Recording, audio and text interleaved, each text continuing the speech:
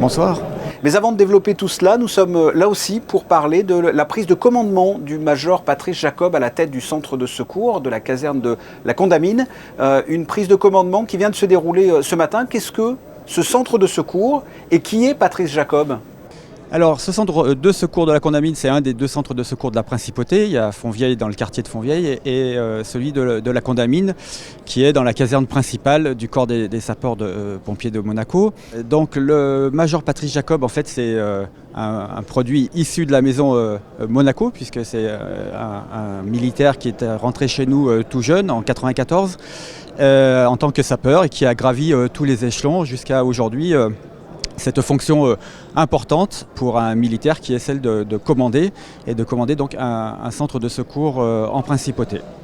Et en ce qui vous concerne, donc vous êtes le chef de corps des sapeurs-pompiers de Monaco depuis 8 mois maintenant. C'est l'occasion peut-être de faire un point d'étape, entre guillemets, sur vos 8 premiers mois à cette fonction. Qu'est-ce que vous pouvez dire de ces 8 premiers mois ? Eh bien, écoutez, ça a été 8 mois riches, denses, puisque j'ai fixé une feuille de route, j'ai réorganisé un certain nombre de points au niveau de mon état-major et j'ai créé ce deuxième centre de secours à part entière, puisqu'avant il était intégré à l'état-major et pour des raisons d'efficacité opérationnelle, j'ai souhaité le dissocier en nommant à sa tête un sous-officier, donc un major, pour le commander. Après, j'ai également mis en place au sein de notre état-major un bureau des ressources humaines pour gérer au mieux les carrières des militaires et le recrutement, puisque en fait, ce qui est important chez nous, c'est vraiment les ressources humaines et il faut les manager au mieux, les former, les suivre pour leur tracer des profils de carrière qui soient intéressants pour eux et pour le corps et pour la Principauté. Ce week-end aura lieu le Grand Prix historique et fin mai le Grand Prix de F1. Les sapeurs-pompiers de Monaco sont particulièrement sollicités pendant cette période. Quelles sont vos missions pendant les Grands Prix comme ça ? Pendant les Grands Prix, on a effectivement 100% d'effectifs qui est mobilisé. Donc personne n'est en congé, tout le monde est sur le pont. On a deux missions principales, qui est celle d'assurer la sécurité de la piste de circuit de Formule 1 et tout en gardant le haut niveau de couverture de la Principauté.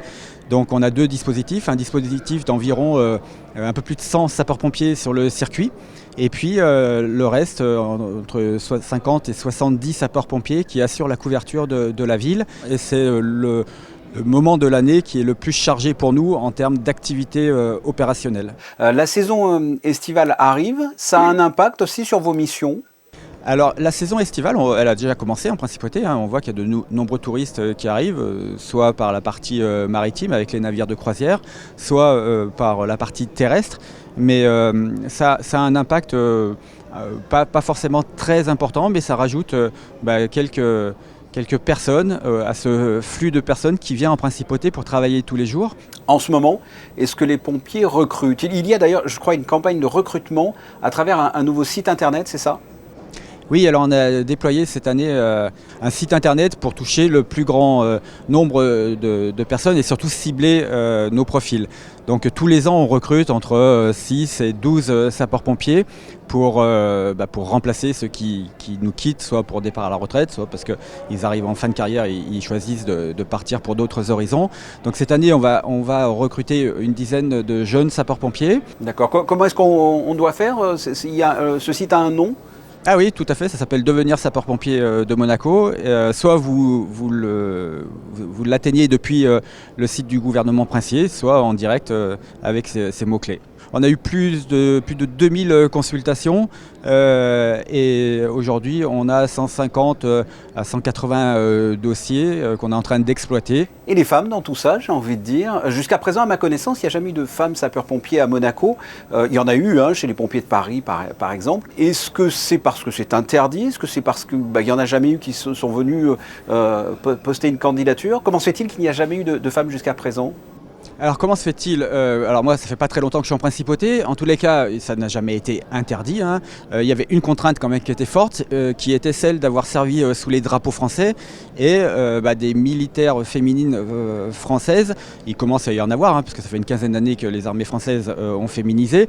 Mais là, je dirais, c'est ouvert. Si une jeune fille souhaite vivre l'aventure de sapeur-pompier de Monaco, elle peut postuler à partir du moment où elle répondra aux exigences du statut des militaires et des critères, je dirais, d'aptitude médicale, sportive et intellectuelle qu'on teste tout au long du parcours de sélection. Maxime Ivrard, merci et bon courage pour les jours qui arrivent. Les pompiers ont eux aussi un rôle capital pour le bon fonctionnement du Grand Prix. Tout à fait, merci à vous, bonne soirée. Bonne soirée.